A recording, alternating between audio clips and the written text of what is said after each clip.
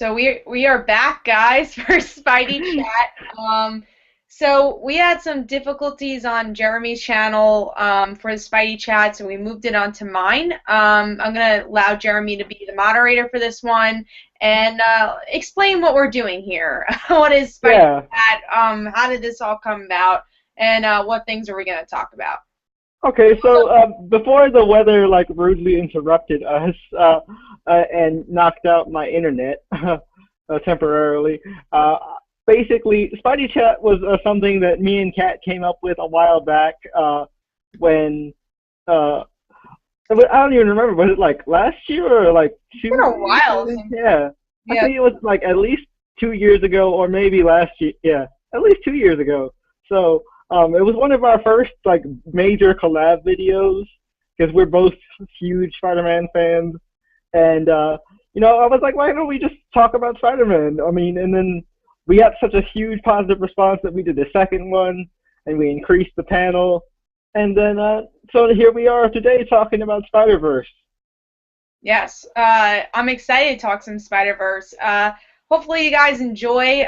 Again, just renumbering. It's kind of weird because the first two episodes are on Jeremy's channel, then we have the third one on mine. Who knows Yeah, what the fourth one will be? But um, it's just like Marvel. Marvel loves to just renumber and change stuff around. So I guess that's kind of the pattern. yeah. Oh well, I'm glad that we're able to do the chat. Again, sorry for it being a little late. I'm off tomorrow, so it doesn't really matter. I feel bad for Jeremy. It seems like with your snow, you'll probably be off tomorrow anyways. Yeah, it seems like that way anyway. So it shouldn't bother me too much. Yeah. Um, Oh, so I mean access the questions in the comments below because we have 3 viewers now. So access questions. awesome, yeah, definitely. So I know we left off on my channel talking about we already talked about our initial reactions to Spider-Verse, and basically it was both of us being really excited and really hyped to see where this goes, and we were both equally worried about Mayday and what her fate was, and now we're going into Edge of Spider-Verse because basically how we're going to break it down is we're going to talk about Edge of Spider-Verse and then the two spin-off 3-issue minis, and then Spider-Verse as a whole. And then we get to the big news, which would be the huge fun of the night. Yes. Spider-Man coming back home, but we'll get to that towards the end. And also Um, the new Spider titles, the new woman Spider titles we'll be getting. We'll definitely talk about and Secret Wars and all that. We'll talk oh about. yeah, definitely, because I know on the original video I did see a couple questions about Battle World and Silk and Spider-Gwen and all that, so we'll definitely touch on those as well. So let's kind of just quickly go over what we thought about Spider-Man Noir. We were just about to get into Spider-Gwen, but real quick, Kat, what did you think of Spider-Man Noir? I'm not a huge Spider-Man Noir fan, so as a single issue, I really enjoyed it. I liked what, the Black Cat story, and you're telling me that's been prominent in the previous Spider-Man Noir stories. Hmm. But I'm still not a fan of the genre, so I wouldn't want to read an ongoing series of Spider-Man Noir, but I get why people enjoy it, and I think it's something unique, and I'm glad I picked up the issue.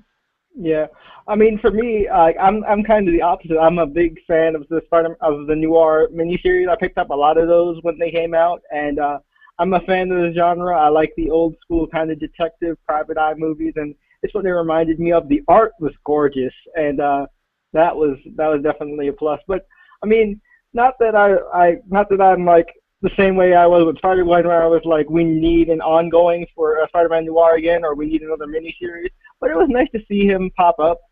And one thing that I will say though about all these Spider people, I mean, minus Gwen for some reason, but all these Spider people who you think they had their own minis in Edge of Spider-Verse, they would be prominent in the event, but other than Gwen, none of them really were. I I mean, would but say Lady Spider, if you read Spider-Man 2009, she probably will be part of that series a bit more. So that's the only character I could really think of. Everyone else is kind of like, if you've seen them before, they're not. I mean, May have, yeah, but we've seen it. Like, no one that was initially created for the event was that big besides Spider-Gwen, and Lady Spider might do something after. I'm with yeah. think about. But yeah, we'll probably talk about that when we touch on the problems we had with the event as well. But yeah, so now let's get into Spider-Gwen. Obviously, that's the big one for the Edge of Spider-Verse mini. Yeah. Um, my thoughts on Spider-Gwen, I loved it. We were chatting about this on the previous Spider chat that dysfunctioned. But you know, Comic Frontline, I had a lot. We have our live show every Tuesday, and when that came out, I'm like, everyone has to pick Spider-Gwen as their pick of the week, and that's kind of like an ongoing joke. Because it's a really great book. You know, being all serious, it's a great book, and it's hip, it's fresh. It still keeps who Gwen is, but you know, like mixing Peter with Gwen. Yeah, and it actually, like, I don't know if you thought about this, Kat, but I was talking with Chris, Mount Vernon kid, who unfortunately couldn't make it this time, but both he and I both said in our reviews, and we agreed that like Gwen had a very Babs vibe to her. Like, I really was like, she is just like Batgirl. Mm-hmm. She is a lot of characters, but at the same time, I think, especially with the headphones thing, I love that. It's so New York. Yeah. I'm always in New York. Obviously, I live in New York, but I'm always in the city. So it's just a thing that, you know, all us commuters, you know. Yeah, I mean, and especially, commuters our age, college kids. Yeah. You always have to have your headphones. Those are your lifeline, man. It is. If you don't have your headphones, you're dead. I mean, it depends how long you have to commute and everything, but it's kind of a funny thing because they're making, because obviously this has been going on since, you know, iPods came out, but it's gradually, like, you just see everyone wearing these earphones. So it's just a very New York thing, and I love that they added that. And, like, Spider-Gwen, even though maybe it's not the smartest thing as a superhero to have your headphones in, it's so unique to her character, and I hope they play it more. And they didn't go too hipster with it, which I'm glad about, because a lot of the newer titles, when they try to, like, appeal to our generation specifically, they go too hipster. Like, Not hipster. This was perfect, I thought. It was trendy. Yeah, definitely. And I gotta say, like, as a musician myself, I loved the fact that Gwen was a drummer, because it fit her personality just to a T. Because the drummer is the high energy one that has to keep everybody in beat and in focus, but they also kind of have to carry the band. Because I mean, even if the guitarist sucks, if you have a good drummer, you'll have a decent set. Yeah, you know, this was even before the Spider Chat. I just there's that song that someone on YouTube made. Oh yes, I saw that, the Face It Tiger cover. But even before the Spider Chat, I was like, I gotta read Edge of Spider-Verse issue 2. Like, I'll read it every couple of months. Every couple. Because the last time I read it was when I was organizing my book, so it was probably January, and now it's February. Yeah. So I would say every month I read it because it's such a great book. And I think about that scene with the drumming. I can't wait until next week. You can't even. Yeah, you know what's awesome? I was talking with the owner of my local comic shop, and during one of my vlogs, and he was like, Corey had picked up the fourth printing of Edge of Spider-Verse issue number 2. And because he didn't get a chance to pick it up when it first aired, and so what he did was he picked up the fourth printing, and then Bob was like, "You missed out, man. If you had gotten the first printing is worth $60 now." I have the first printing, so that's good. Yep, that's right. It's right on my wall. I mean, I'm plugged to a charger right now, so I can't angle myself to show you guys, but you could see it in the last video. Yes, if you want to check it out. Go check out the last video, which we hardly talked about anything at that point until we got cut out.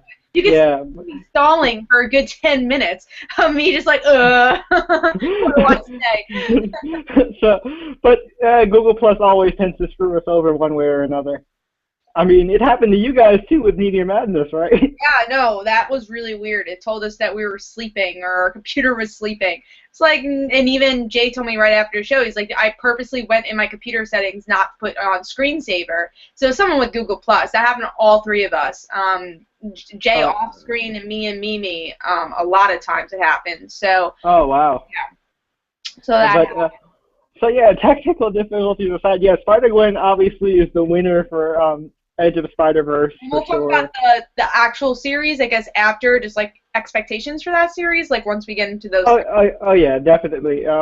Also, before we talk about Spider-Verse as a whole, though, what did you think of some of these new spiders, like what is it, like the robot one?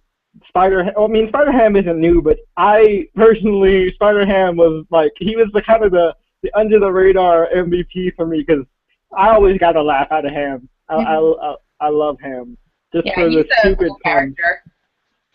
I think Yeah, there's like a Spider-May also. I don't remember what they called her. Spider-Man, Yeah, Spider-Man. yeah, I That was remember that. That was like in a oh trade or something, but I did read it, and it was a little weird, but oh man, that was funny. And then like there was all these random ones. I felt so bad for people that grew up in the '80s because they had to see their favorite version of Spider-Man get killed. yeah, Um, yeah, man. I mean, they killed off Spider-Man and his amazing friends. That was crazy. Like, man, that was nuts. that was harsh. It was. Because I was like, they're so fun. Why are you gonna just annihilate them like that and just leave Miss Lion just howling there? Just Dan Slott had oh the man. power to kill him off, and he did. Yeah, man. I mean, that's what happens when you let somebody play God. Yep, that's a writer's duty. But all right, so now let's go ahead and talk about Spider Verse as a whole. So, what did you think? Like when it was building up to it in Amazing Spider-Man. I mean, I personally, I'm like the Miss Marvel Spider-Man one. I feel like they could have just used separate issues for that because like that could have just been a separate like whole story that would have been just as fun instead of misleading and giving us like a page and a half of May, and I was like, come on, man. No, I agree. As much as I actually enjoyed the Miss Marvel story, it was just like they needed more room to kill off May's parents. I mean, uh, I wanted more because literally the first scene, like I turned to the page and I'm like, Wes, no, no, Wes, what are you doing? No, and she didn't. You know what? She oh. doesn't even mention about Wes either. Like throughout the series, like, oh I no, know, my parents died. No, yeah, that guy I used to date. You know, she didn't even mention. yeah, exactly. She talks about her parents all the time. It's like, oh yeah, and also my boyfriend kind of died too. But like, no one talks about that. Yeah, I mean, also, I mean, as MC2 fans, we know this, but I'm not sure Dan Slott was aware of this, and I'm not. This isn't a jab at Dan Slott, but I counted. There are multiple other spiders that they could have dealt with in the MC2. Oh, I said that when I did my review. I was like, Yeah, Kane is in that. yeah, yeah. Dark Same with me. is Ben Riley's son. Yeah. And then don't forget Jerry Drew, Jessica Drew's son, and Yeah. then Well, who knows if yeah, he died or not? He could have died. yeah, yeah. Oh, Because okay, that was on the fence. Who else is in it? I mean, April if she was still alive, but she's dead also. Oh, we also got to talk about April a bit because April that was a theory that both of us had before I even like knew like that. I didn't even know that you thought about this, but I definitely thought about this, especially because I write April in the fan fiction. I'm like, this sounds exactly like I write April. This is weird.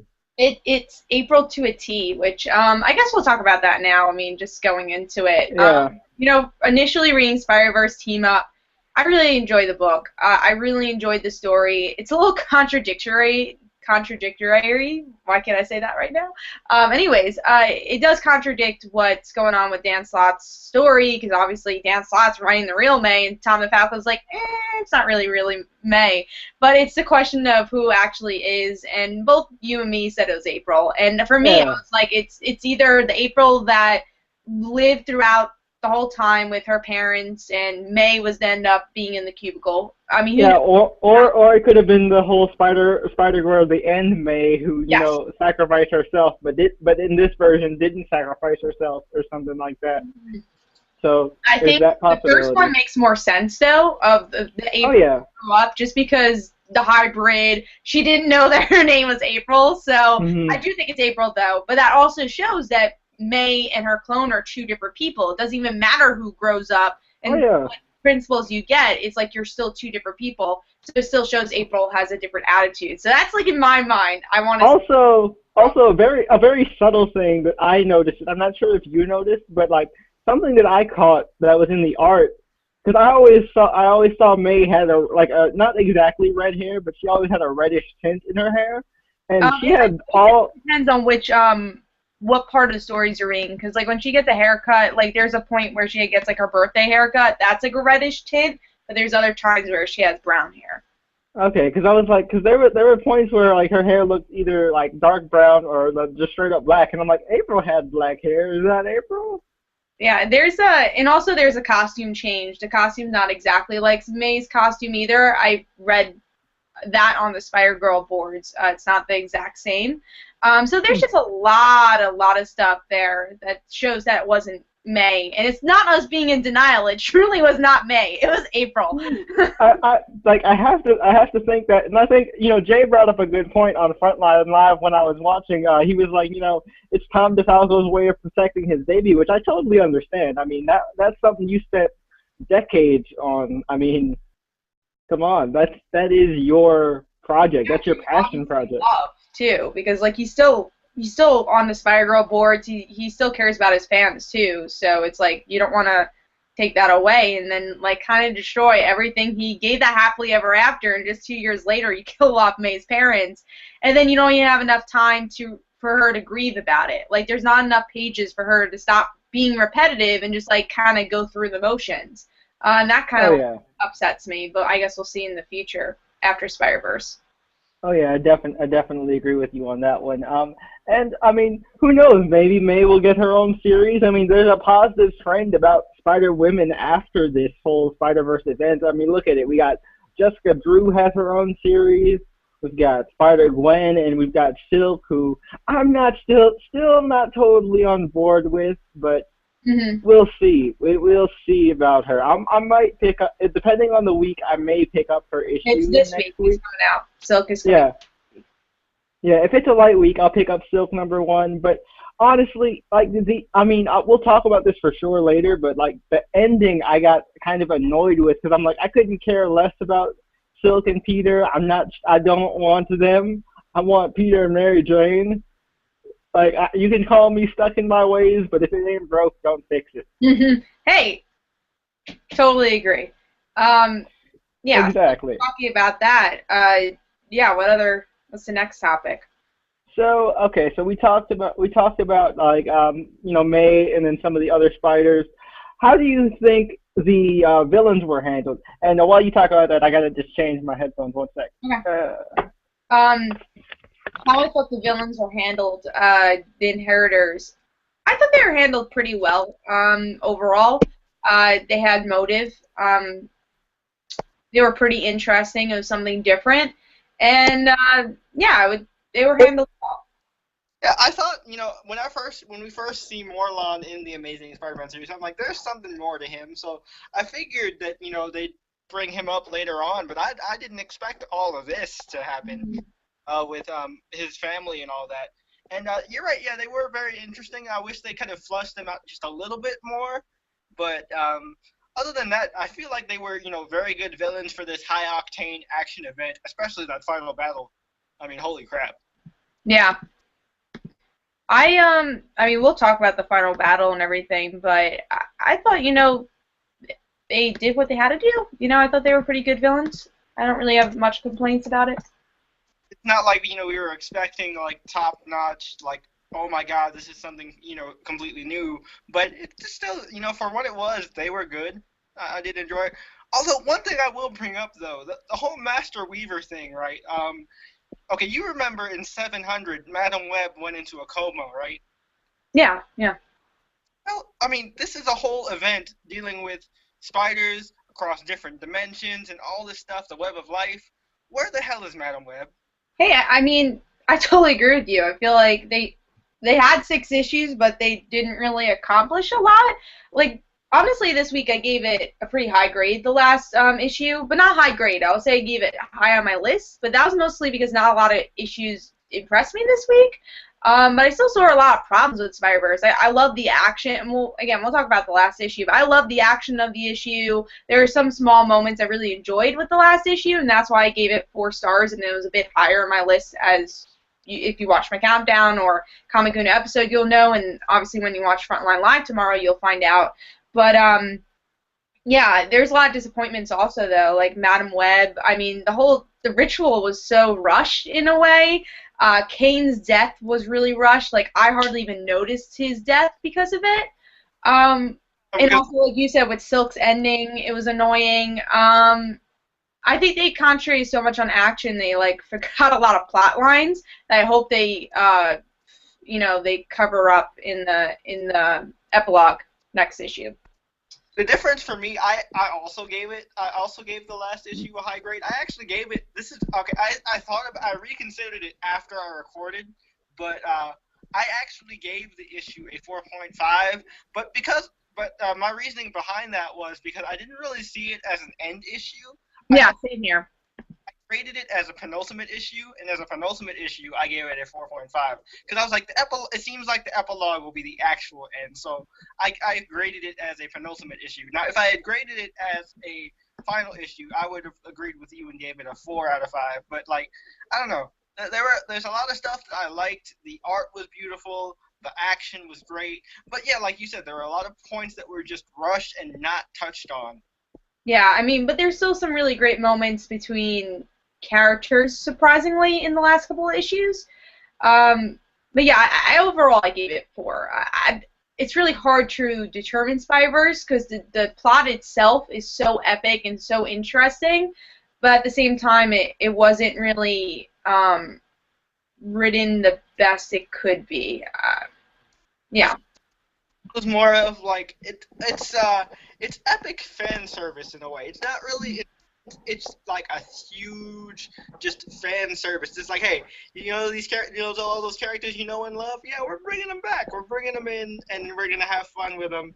And I just saw it as a fun event. I loved it, but at the same time, I know some people are gonna say, oh, this was the best ever. I don't think this was the best Spider-Man event ever. Even for Dan Slott. Spider Island still is the best Dan Slott has done, in my opinion.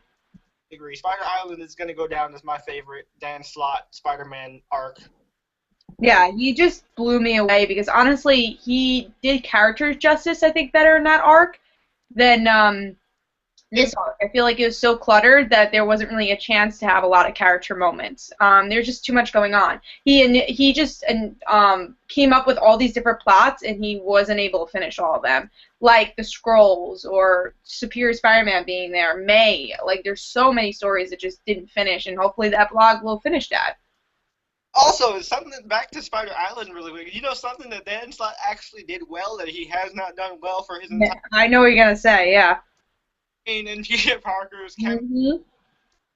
Like, no offense again, Dan Slott, I don't hate you. I honestly think you're a great. I love Dan Slott because he's so gutsy. But then, of course, I'm going to criticize some of the stuff that I don't think is perfect with Dan Slott. But, I really do like him. I think I've met him in person, too. I think he's hilarious, and he's a good writer. It's just that sometimes, we're critics. We have to criticize the things we see wrong.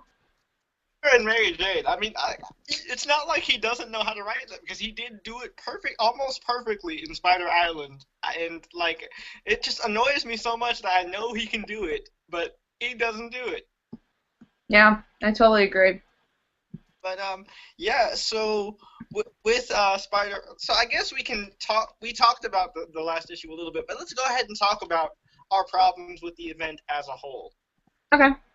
What are some of the things that you felt were rushed and not touched on, and could have been done better? I would say everything was really rushed. It got repetitive also a lot of times. Like, I mean, just concentrating on May's character, like, she said the same line, like, every issue, and her story hardly progressed because of that. I mean, the most progression we got was the team-up issue, but there's so many Spider people. It's just, I understand, it's very hard to write all those characters, but at the same time, it should have been organized better than, like, oh, this Spider person goes there, this Spider person goes there, then they all meet up for the epic battle. It's hard to say. I would say maybe they needed more issues, or they needed, I don't know, organize the plot a bit better, spread out the plot a little bit better, but I don't know. And also the whole thing with Silk in the end, I was like, really? You're going to have a romantic moment after that? It's like, oh, you're alive. But I think the tie-ins actually did a lot better than the actual original book. I think that, like, the team up did really well. Spider-Verse you didn't need to read at all, but Spider-Man 2099 and Spider-Woman really shocked me how well they did those tie-ins. I totally agree, and I think like my major problem with Spider-Verse. I mean, I don't normally recommend this because I usually hate long arcs. Like, going on a bit of a tangent really quick. I hated 0 Year. I didn't even. because it was too long. But I feel like Spider-Verse should have been a year-long event, like a 12-issue arc, and that would have been able to flush everything out properly. Great. Maybe downsize some of the spiders, because I mean, like, Old Man Logan, Spider-Woman, Ashley Barton, she didn't do anything, didn't really talk. Assassin Spider-Man never really talked. Like, just use the ones that you actually have dialogue for instead of just having background, like, extras. You know what I'm saying? Like, that kind of annoyed me. Like, it's too cluttered, like you were saying. And, yeah, you're right. The miniseries did do a lot better story-wise than the main story, which is weird. So I guess that kind of is a good segue to go into thoughts on the miniseries. Well, I think we'll start with Scarlet Spider, since that's kind of I think, in my opinion, one of the more least important. Yes. But also I want to mention just the good parts of Spider-Verse, just because I did like it. It's the epicness. It's very much a fan service book. And as a big Spider-Man fan, I didn't mind that it was a fan service book. And again, that's why I did give it a high rating, because I thought the battle was really epic in the end. It just story-wise could have been a lot fleshed out. And also art was really good, and I thought improved even more as the parts went on. That's my compliments to Spider-Verse. Huge Spider-Man fans, both of us, we honestly loved this event because we love Spider-Man so much, and the world that he's built, the universe he's built. Just, I mean, a lot of people disagree with me on this, but I'm not a big fan of Roberto Ramos, so when I heard I like his art. Ramos wasn't drawing this, and it was like Giuseppe Cavacoli and freaking Oliver Capella, I was like, oh, dang, can you guys be regulars? This is nice. This is very nice. Like, the book improved look-wise like tenfold, in my opinion. Oh yeah, the only thing I would say is that May wasn't completely correct with her first appearance, but like it totally improved like the next issue. So that was my only complaint of the art. And also I agree with Mike Spireslayer. He mentioned this on Frontline Live, that there was a lot of gray backgrounds. Like they could have done better with the backgrounds. That is true. May was a little chubby in the face. Yeah, it was like really weird. I was like, oh, she kind of looked goth in a way too, like her eyes, like around her eyes. So I don't know. It wasn't perfect the first issue, but then it improved a lot more. Also, another kind of small nitpick with May, the thing that annoyed me was, I remember you said how she repeated the same line in every issue. That line annoyed me because, first of all, technically 616 Peter Parker is still your father. Yeah.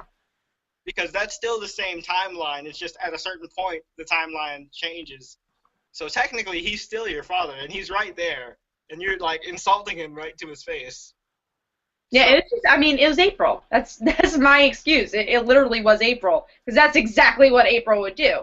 I mean, didn't she like punch Mary Jane or something? April hurt Mary Jane in the face one issue, so it's like she likes disrespecting them. Oh, also another complaint I guess I could say is that Mary Jane wasn't anywhere to be found in this whole arc. Like, I'm sure there's an alternate reality where Mary Jane is something, and I know there is. So it's really weird that she wasn't included at all in this arc.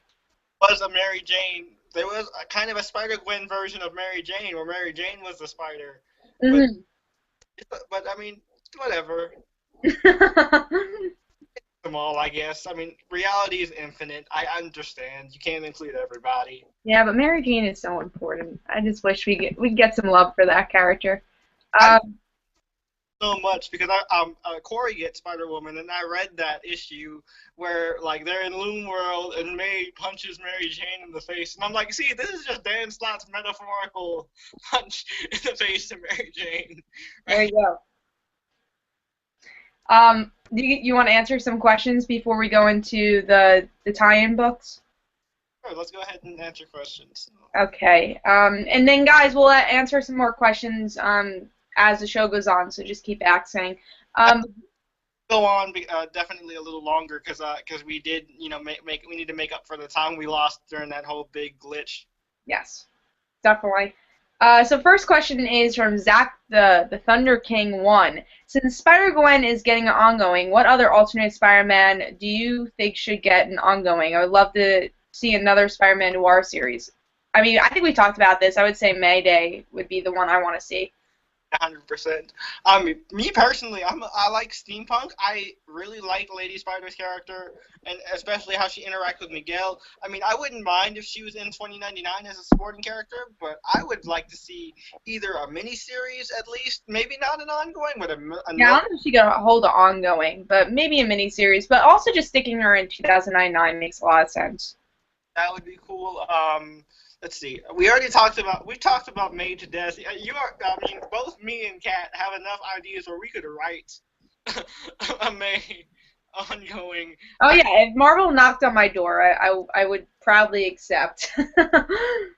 A heartbeat, because I have several ideas. I have a title for it and everything. Oh, I have literally tons and tons of ideas, and yeah, I won't say I'm here, but I have a lot of ideas for the future of May. I don't know what direction they're going with May at this point, so it's really hard to even say.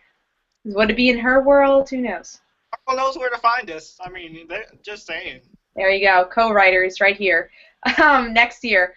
Let's move on to the next question. Zach the Thunder King asks, have any of you watched Josh Keaton's Spectacular Spider-Man, Spider-Meme videos? No, I've not. Have you, Jeremy? What now? Spectacular Spider? What? Meme. Oh, I haven't. What are they? Yeah, let us know in the comments what exactly those videos are.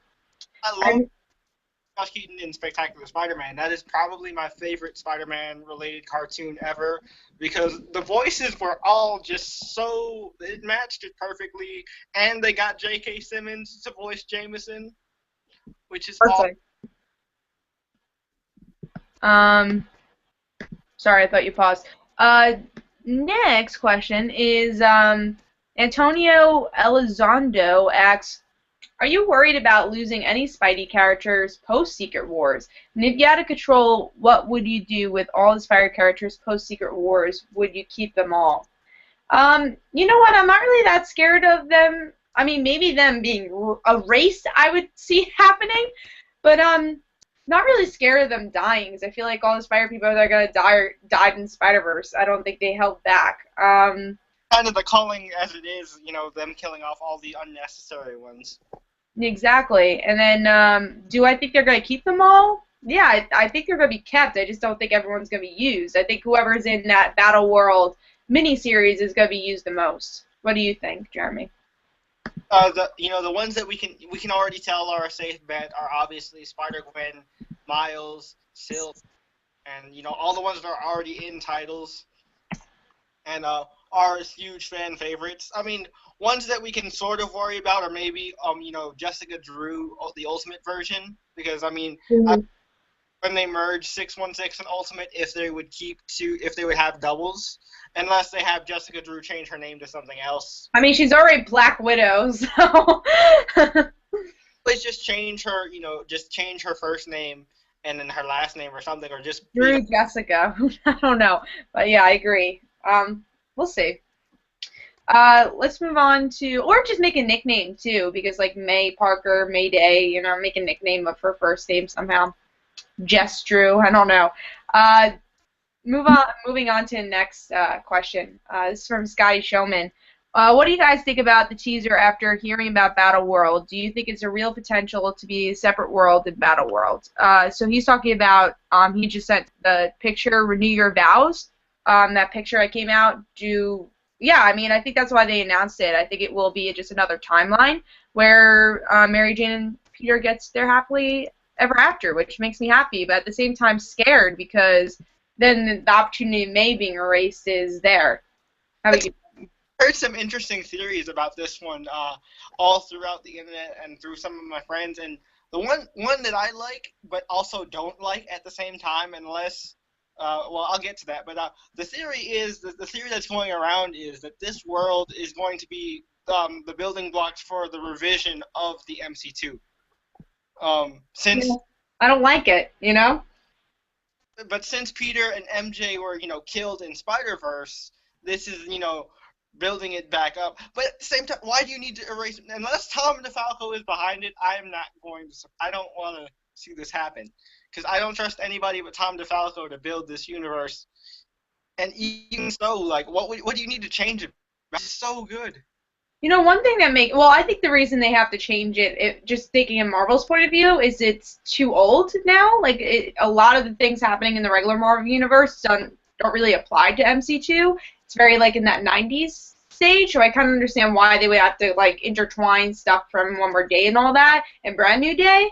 But at the same, maybe I'm watching too much Railgun, but I think it'd be really interesting if they kept May, and this version of May, technically it's herself, but have a little sister. Like, that's really cool. I kind of like that idea. I know you've watched the show too, but like there's a lot of emotions that could go through that. Especially since May's already had her own clone. What do you think of that? Like this little sister thing that she might need at this point. I think that could be really cool if that's actually if they go with regular May is just transported to this world and has to kind of restart, but she still has her memories, and like maybe the little sister, instead of being named May, is named Gwen. I would love that.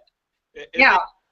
Her Gwen instead of May, and so two of the most important women in Peter's life, it would make sense for her to be named Gwen. Although, like, if I was Mary Jane, would I name my child the ex-girlfriend of my husband? Probably not. Also a tough one because Mary Jane is pretty protective of that relationship. But we'll see. But honestly, I would be okay with that, and I just don't want like our May to be erased. You know what I mean? It's just, that's the. Well, I don't think she will be because she's in the battle. You saw the teaser of her being in the new Battle World series, so I don't think she's gonna be erased. But it's really confusing. We don't know enough about Secret Wars to even like really discuss it because we don't know how they're gonna intertwine with each other. Can't have the same kind of philosophy of not having any expectations for this particular teaser because the second we get them up, they're going to be shot down. Oh yeah, that's like when it was announced, like everyone was going to Twitter, adding me and stuff, and I was just like, everyone's like, "Are you excited?" I'm like, you know what? I'm just like kind of going to be nonchalant about it. I'm like, yeah, I'm excited, but I'm not having any expectations because I don't want to be let down. Because I had expectations with One Moment in Time, and I was super excited because of those teasers, and I was like, so disappointed when I actually read it. So I don't get excited for these things anymore. I just wait and see, and I'll get excited when I actually read it. One thing I will say though, this teaser did not have the word "one" in it. Any Spider-Man event with the word "one" in it is just that's a signal for disaster. Exactly. I agree. We're getting a lot more questions too, so we're gonna answer about 2 more and then we'll get back to questions, but we just have to go to the other topics. We're definitely getting back into questions, so just keep asking. So we're gonna do this next one because this is a 3-question in one. Kennedy asks, this is the first question, you think we could get a Spider-Man 2009 or Cosmic Spider-Man in the near future? We already have a Spider-Man 2009, so what are your thoughts on that? And Peter David, thankfully, is still writing it, so we don't have to worry about huge changes to the character. So that's good. Yeah. So Cosmic Spider-Man's dead, so I don't think we're gonna get him. So next question is same from Kennedy. You think Spider-Man will cross over with the upcoming Daredevil Netflix series? No, because Daredevil's already filmed, so he will not be in this. At least season 1, and it would depend which actor they get. If it's a TV actor, it'll be easy to like kind of give him go into the Netflix shows. But if he's not and he's just a movie actor, it'll probably be a bit harder. What do you think, Jeremy? I hold my answer to this one until we talk about Spider-Man in the MCU because I have a theory about the reason why, like a backdoor reason to why they started these Netflix shows, and with Spider-Man in mind, in a way, because from what I've read, the Russo brothers actually, as they were drafting Captain America: Civil War, they were saying that we've written a way to include a Marvel character that we don't actually have the rights to, just in case we do, because something could happen. And I have a feeling that that's Spider-Man, but I'll get to that when we talk about Spider-Man in the MCU. Okay, so let's go to the last question from Kennedy, and then we'll go into more questions, but we're just going to cover some other topics, so keep going with the questions. But do you think we will get Carnage in a Spider-Man movie in the future? Anything's possible, but I don't know if we're going to get it initially. I think if there's Sony, they'll be like, yeah, let's do Carnage, but I think Marvel's going to be really careful with this. What do you think, Jeremy? I was going to tone it down, but if we get a Carnage movie, I think that uh, I think that Jim Carrey would be great for it.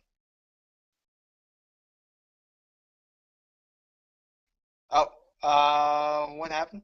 Cat? Cat? Oh no, cat? Okay, it says we're live still, so it looks like it's my turn to stall because I don't see cat. So yeah. I'm Carly back. I'm back. Sorry. got scared for a second. I was like, whoa, No, I'm back. I'm back. Sorry, I had to get something. it's all good. No worries. But All yeah, right, so we're done with the questions for now, and then we'll get back into them. yeah, Jim Carrey for Carnage though. I think he would definitely do a pretty. I don't know if he would do it, but he would be an interesting choice. But yes, I would. I definitely would like to see him as Carnage. All right, so what's the next topic we're going into? Okay, so we talked about now I think we're going to talk about the miniseries. We touched on them a little bit. We talked about Team Up more than anything, so I think we'll go with Scarlet Spiders first. No, actually, let's do Spider-Verse since that was only 2 issues. I didn't read like one of them. I only read the first one. I skipped the second one. It's not really much. It's just kind of filler to see the other spiders that they couldn't really include in the main story. It was just kind of a fun kind of thing. You didn't really need to read it. Personally, for me, I kind of laughed because I let Corey grab the copy of Spider-Verse #2. I let him take it out of my box and have it. And one of the stories was totally in Spanish, so I literally had to read it for him. And it's like that. So this is what's going on. His uncle was a luchador, and he was killed. And the title of the series is called of the story is called Spirit of the Streets. And he tried to pronounce it in Spanish out loud, and he was in my room recording this. I'm like, just say Spirit of the Streets. I'm Can't do it. glad I didn't pick it up because I'm horrible at Spanish. So, I'm glad I didn't pick that issue up. If anything, that one is the most skippable one, and honestly, is the most expensive one. So you didn't really need to read it. That's why I skipped it. Like I remember I got the first one. It was a big week, and I was like, "We're not gonna get anything with this." So I was like, I don't need to read it." And I remember everyone on Frontline said, "Yeah, you really didn't." So I was very happy that I made a good investment. I'm not getting it. So next up, I guess we're going in order from least important to most important. Well, at least to us. Yeah. Oh, we're gonna go to Scarlet Which one?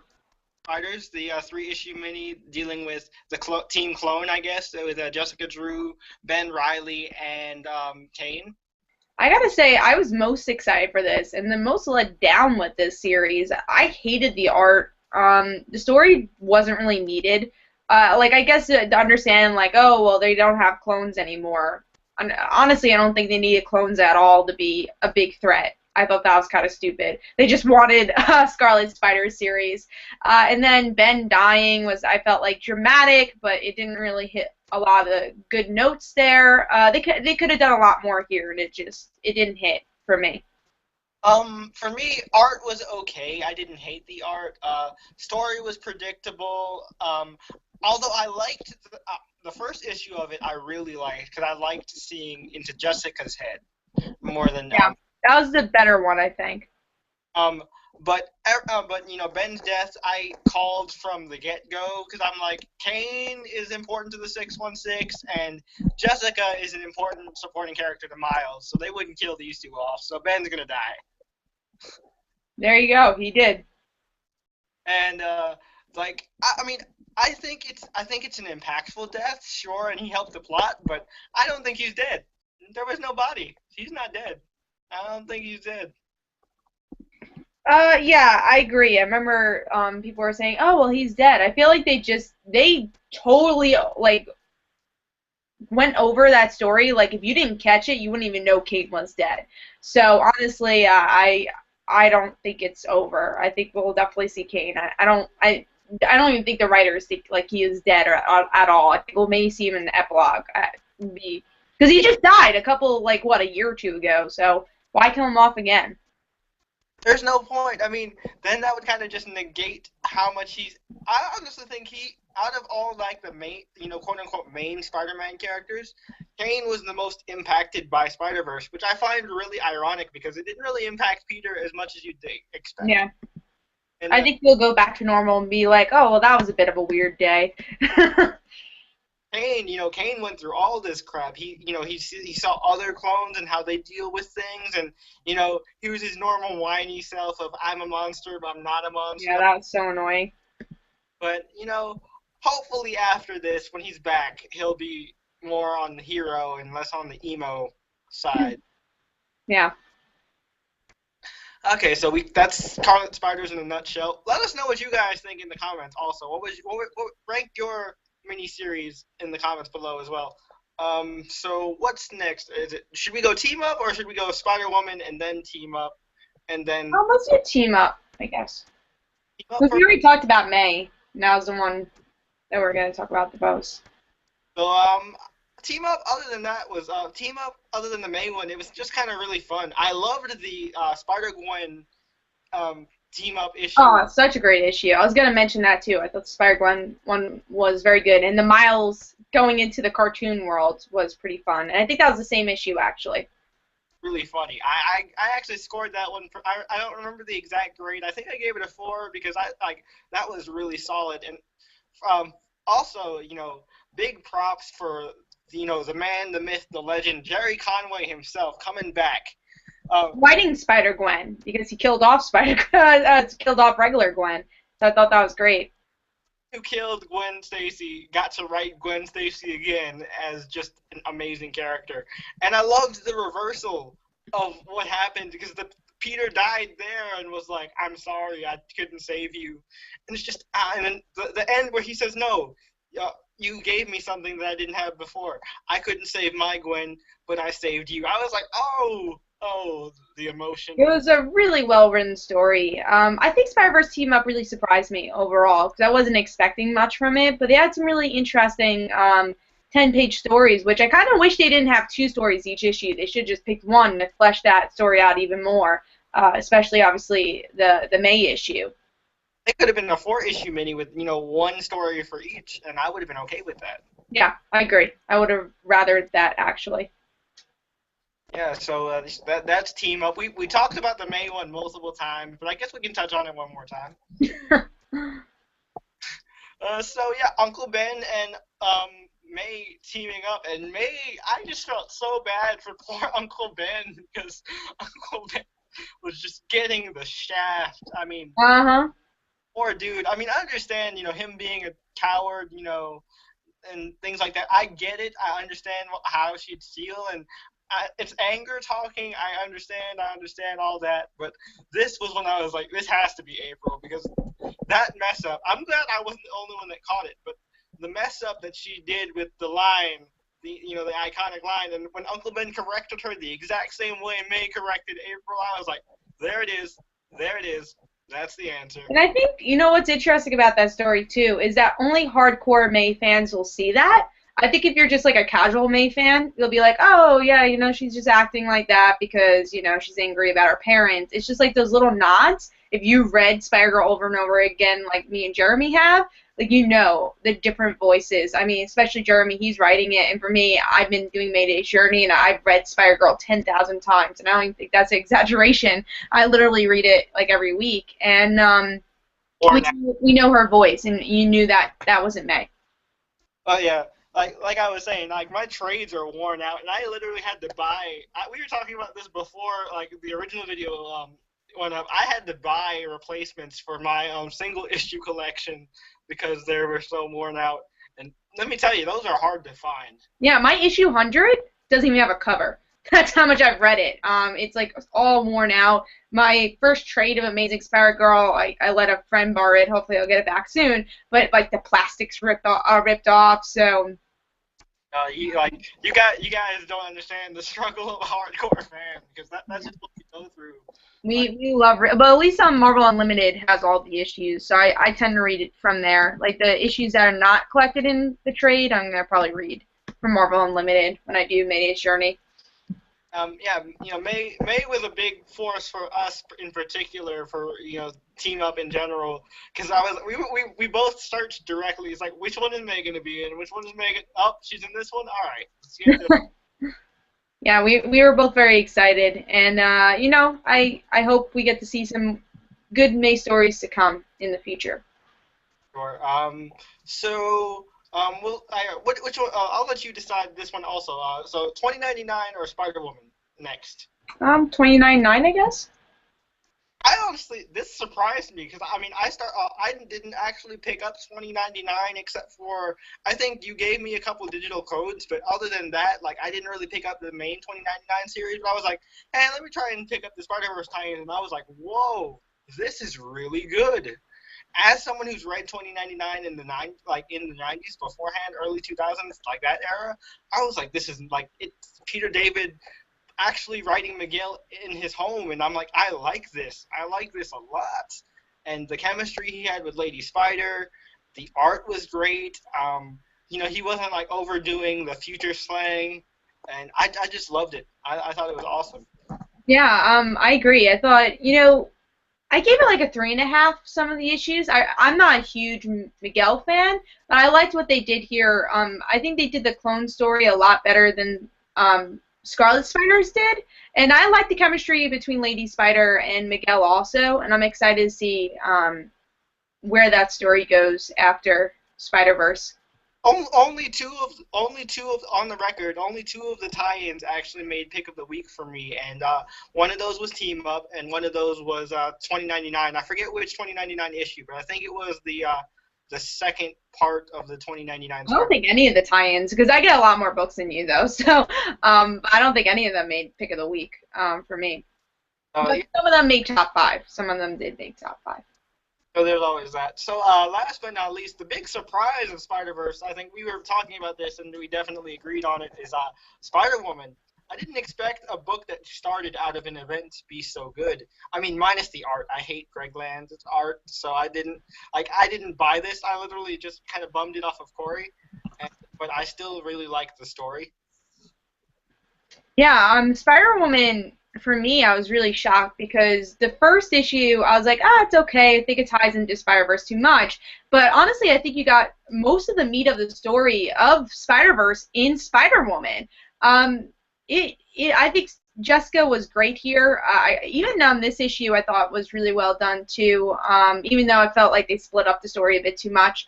And Greg Land's art could be a bit better, but overall it progressed the story a lot. And I didn't mind Greg Land's art as much here. I mean, the facial expressions still need a lot of work, but everything else is not that bad with his art. And it's cool to see Jessica team up with the other Spider-Woman like Gwen and Anya. And who else? Silk. Silk, I thought, made a great appearance in Spider-Woman too.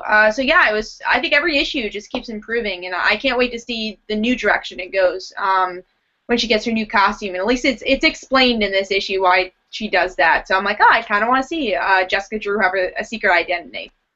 That's cool. I mean, honestly, after seeing what Spider-Woman did with the Spider-Women team, I'm like, I want this as a book with. I mean, Anya was really underplayed except for in Spider-Woman, so I'm like, I mean, Anya's not my favorite, obviously, but I still really liked her as a character. Yeah, I respect Anya. I still don't call her Spider-Girl because I don't think she deserves the title, but I like her as Arena a lot, One thing that I also I didn't actually touch on when we talked about stuff we kind of nitpicked about.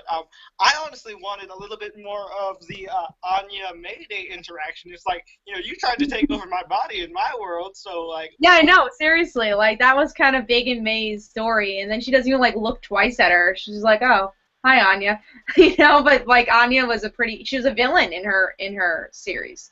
Tried to take over her life, and then it was Aunt May's ghost had to help her, guide her through it and stuff. I'm like, oh, see, why didn't you just, she just kind of like, oh, hey Anya, sup, you here to help? Cool. Right. Not even a double look. It was. I thought the same thing, but again, I think us as hardcore Spider-Girl fans are thinking that, but other people are just like, oh, cool. Honestly, I would like to see more from Anya. I hope that Anya becomes like, 'cause if they introduced Anya and Jessica as kind of a Batman and Robin type thing, I hope they kind of do that in Spider-Woman to give Or Anya. even Silk, honestly. Yeah, I think it makes more. I think Jessica kind of needs to go on her own for a little while, but maybe Silk having a sidekick with Anya would make a lot of sense. That could definitely work. I mean, honestly, I'm not the biggest fan of Silk because at first I thought she was interesting, and then she just kind of got annoying. I Uh, think that's going to change with her own series because I think the reason she's annoying is because she's attracted to Peter, and that kind of makes her character less interesting, at least the way she's attracted to Peter. But I think in her own series, she's going to be separate to that, and I think she is an interesting character, and yeah, especially if she has like a secret identity, and she's going to be working at J. Jonah Jameson's news channel. So I'm excited for that. I'm excited, hopefully, for her to get her own supporting characters. we'll see. I'm gonna definitely at least try the first issue and like it. Wednesday. Definitely. I'm looking forward to that. But let's see. So we talked about Spider-Woman 2099. Those are all the that's all the tie-ins pretty much, right? Yeah. So I guess we could go into the what these titles are going to bring after Spider-Verse, and then go into Battle World, I guess, and all that. Or let's take a couple questions and then we can go into that. All right, cool. I was just going to say that too. Okay, so going back into questions, Skylar Powers says, "What right now is the best Spider-Man comic series to get into? I'm on the edge of Miles Morales, but I love Peter Parker." Yeah, Miles Morales is, I think, the best Spider-Man book out there. So I would recommend Miles. Rocking the shirt just for this occasion. I love Miles. Like Miles is probably.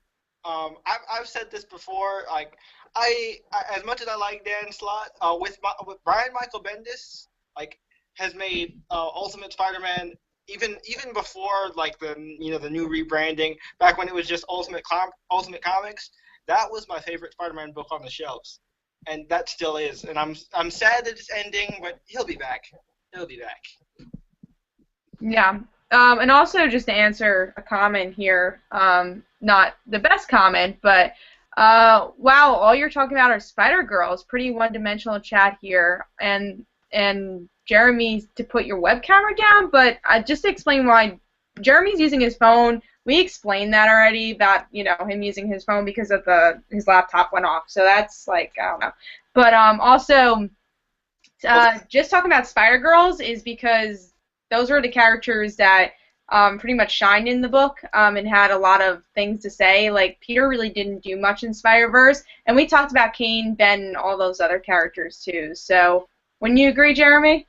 I think we covered most of the characters, and honestly, yeah, we talk about May a lot, but honestly, I'm not even gonna lie. That's probably bias on our part, but That's the character we like, And then if Peter had more stuff to do this event, we would obviously talk a lot about Peter. But he didn't really have much to do here. We covered Spider-Man 2099. Maybe you came late into the chat, but we covered all the stories and everything going on. And Kane, we covered everybody. You just caught us at the Spider-Girl chat portion.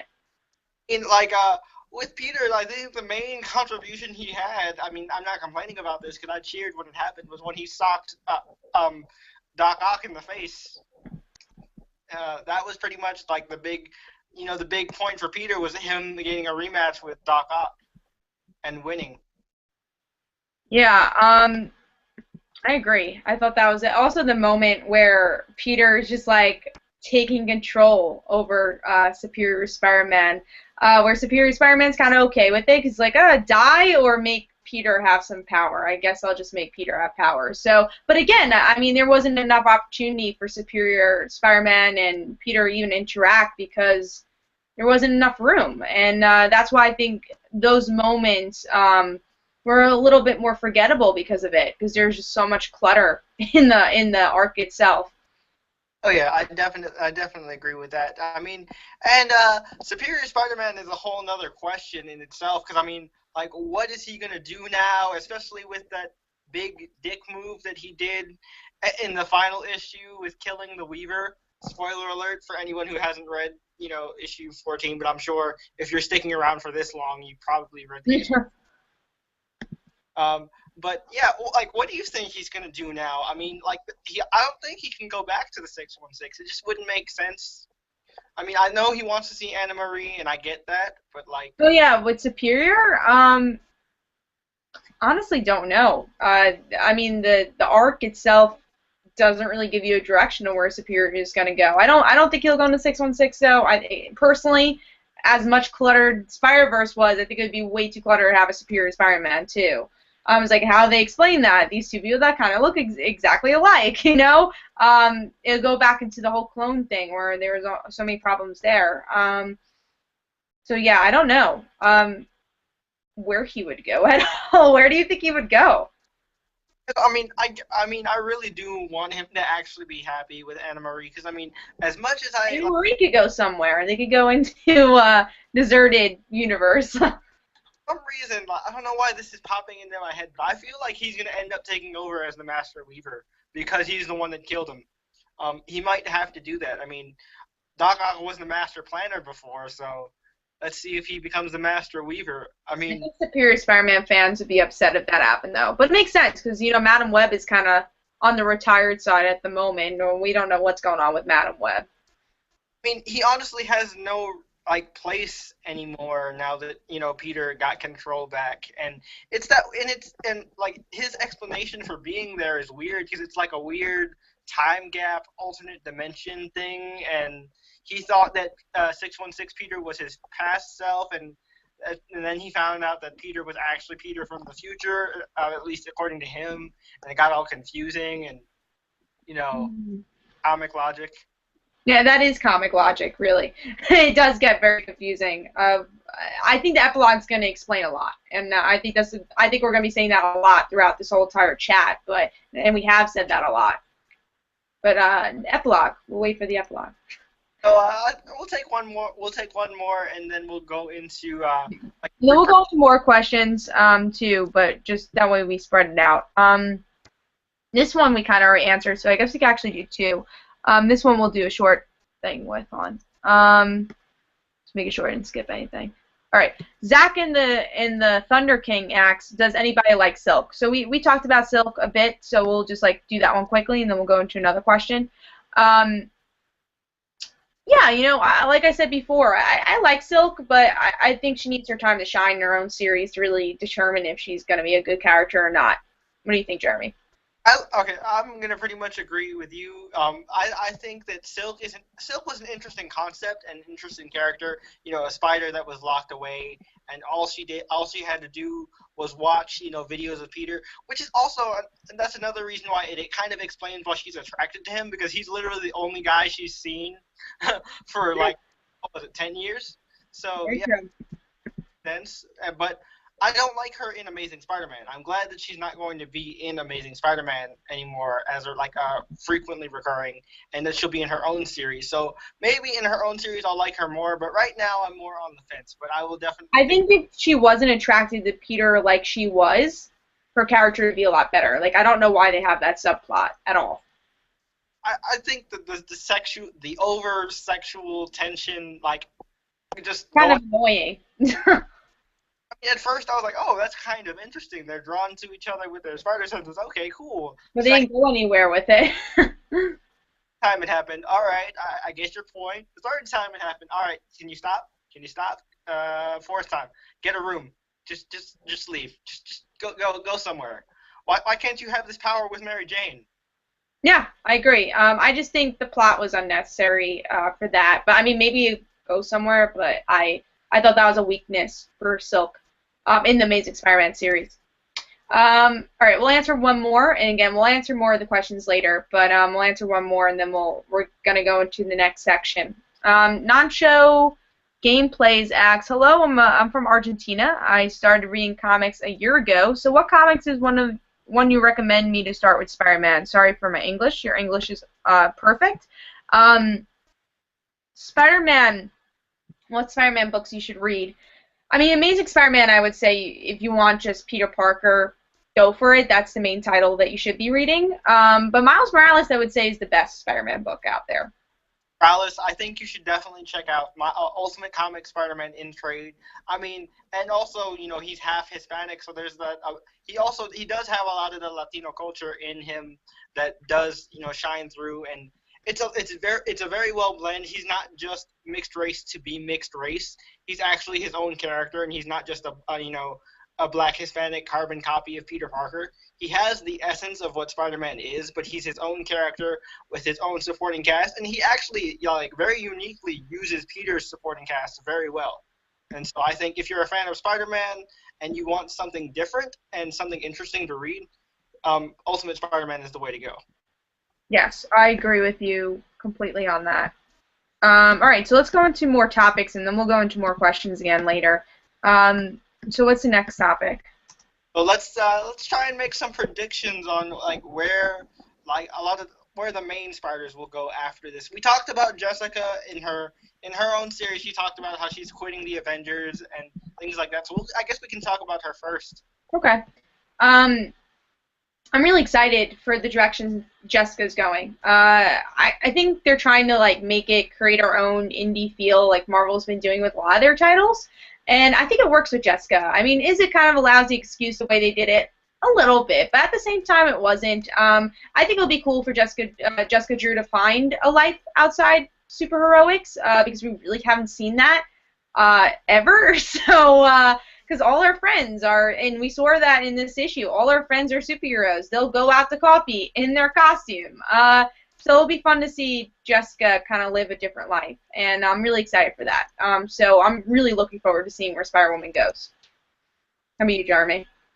Yeah, for me, it's kind of the same thing. I might get a lot of hate from Jessica Drew fans for this, but to me, she was my least favorite Spider-related character, even though I never really counted her as a Spider character. Yeah, same here. I always counted her as that, she was a Spider character because of her name, but I never really counted her as connected to Peter at all in a way. She wasn't really part of that Spider family in my brain.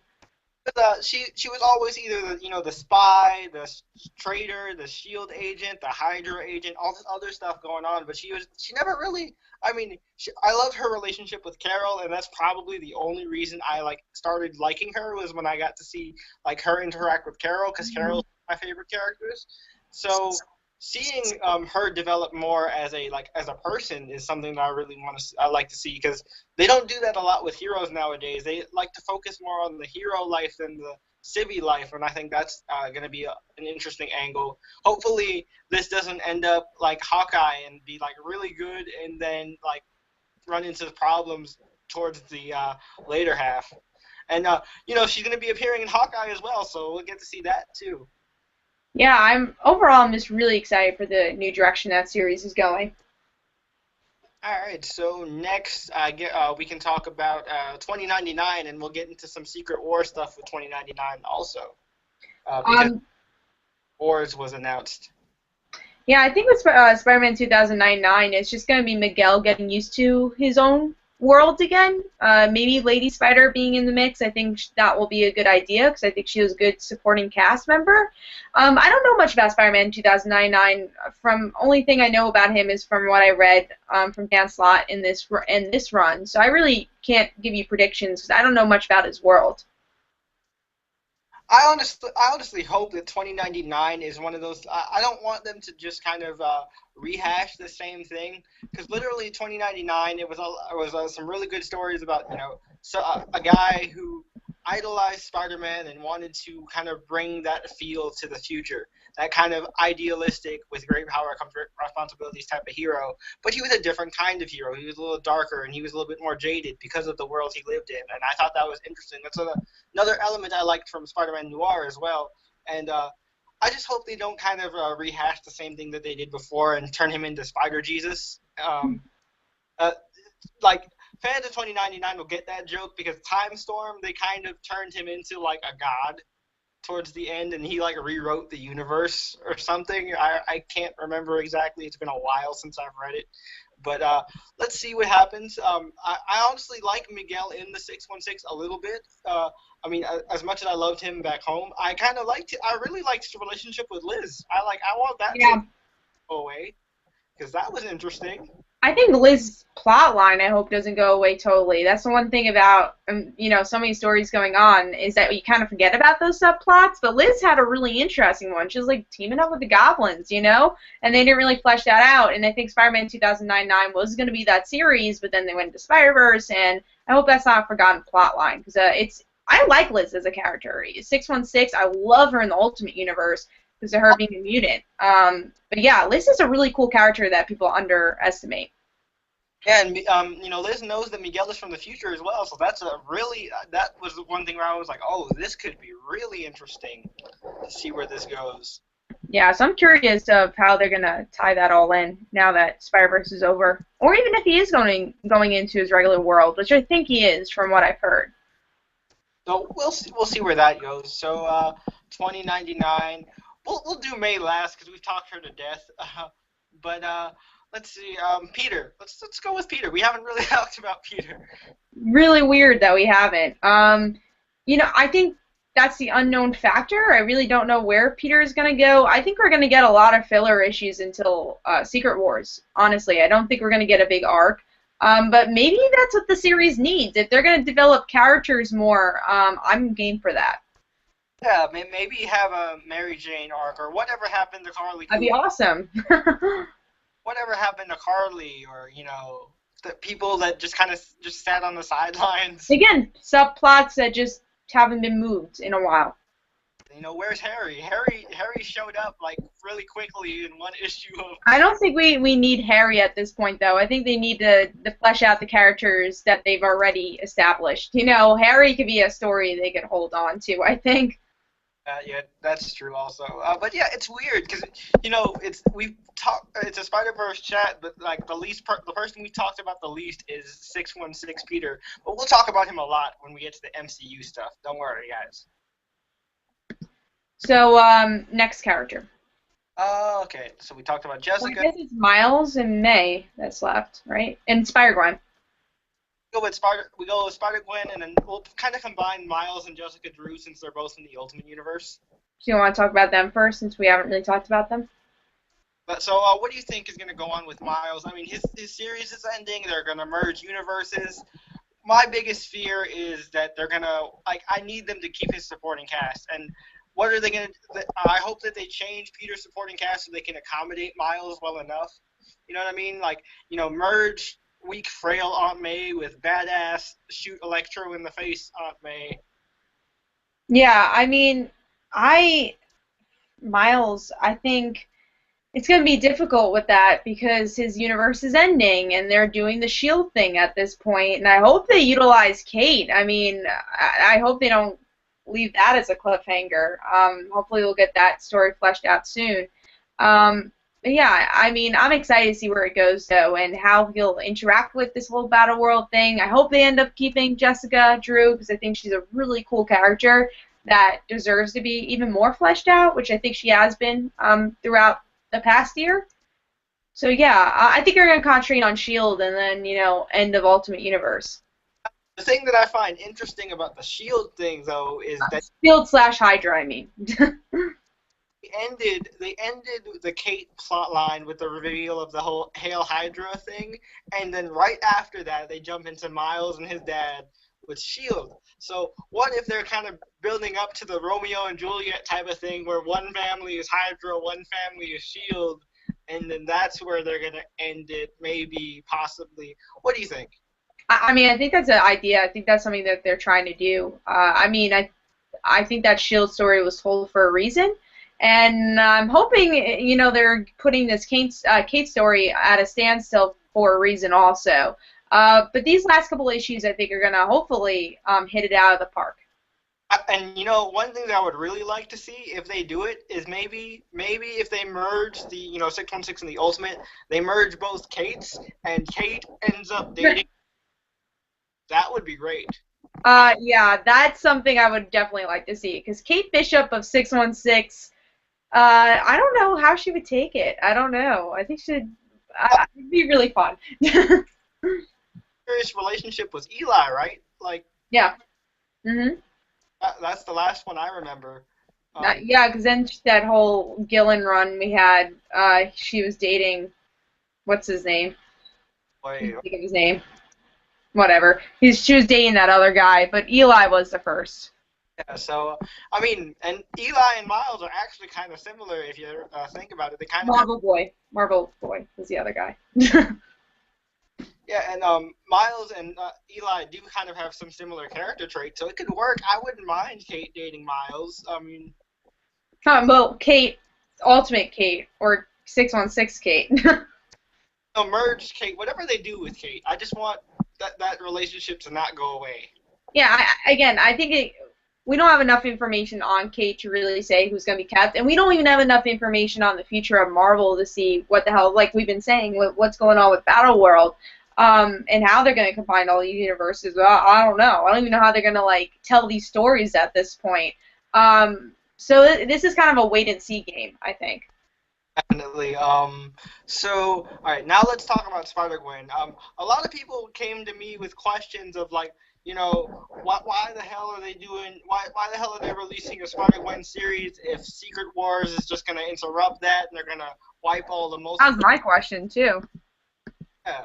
And honestly, with that, the way I see it, right? This, and again, like you said, this is just a guess because we don't have any idea what's going on. I think they're not wiping out all multiverses. I think it's just the ones that are on the convergence areas.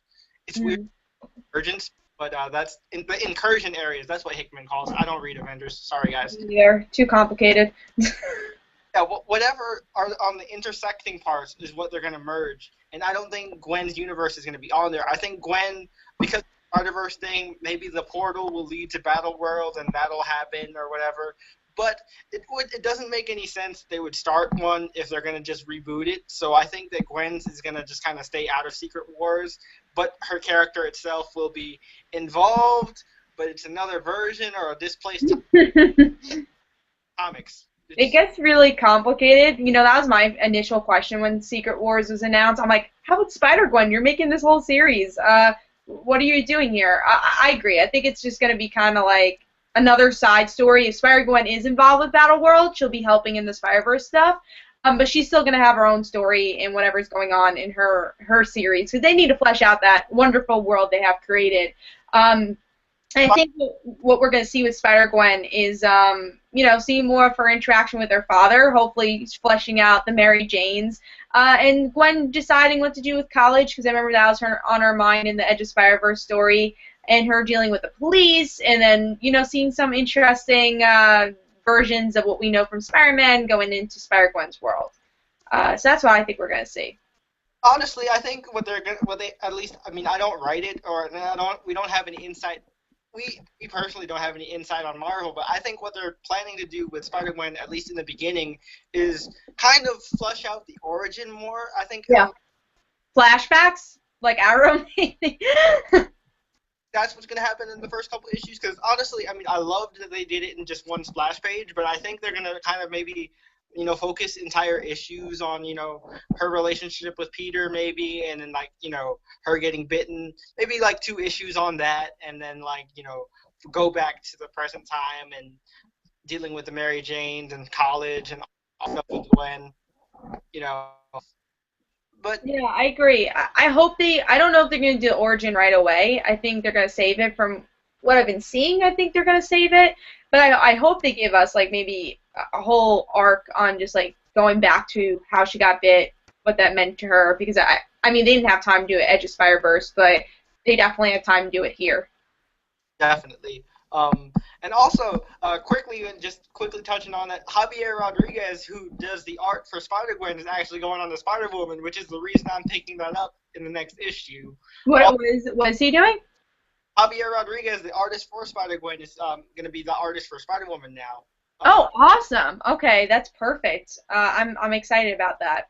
That's the main the reason I didn't pick it up regularly and just bummed it off of Corey was that I hated Greg Land's art, and I'm like, I can read the story, but I can't buy it and consciously just look at the art.